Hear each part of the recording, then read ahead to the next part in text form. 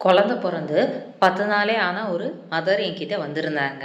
அவங்க கேட்ட ஒரு கேள்வி, "மேம் முன்னாடியெல்லாம் நானு ரொம்ப ஹேப்பியா இருப்பேன் மேம். எதுக்குமே ஸ்ட்ரெஸ் ஆக மாட்டேன். ஆனா குழந்த பொறந்ததுலேருந்து பார்த்தீங்கன்னா, எப்பயுமே மனசுக்கு கஷ்டமாவே இருக்கு. ஏன் கோவப்படுறேன்னு தெரியல. என் வீட்டுக்கார் வந்து நல்லா தான் என்ன பார்த்துக்கிறாரு. இருந்தாலும் அவர் மேல நான் எரிஞ்சு எரிஞ்சு விழுவுறேன். குழந்தைய என்னால நல்லா பார்த்துக்க முடியுமோ? நான் ஒரு நல்ல அம்மாவா இருக்க முடியுமா?" அப்படின்ற கேள்வி திரும்ப திரும்ப என் மனசுக்குள்ளார வந்துகிட்டே இருக்கு.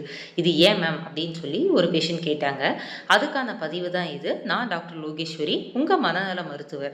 கர்ப்பமா இருக்கும்போதும், டெலிவரி ஆனதுக்கு அப்புறமும் உடம்புல ஏற்படுற ஹார்மோனல் சேஞ்சஸ்னால தான் இந்த பிரச்சனை வருது.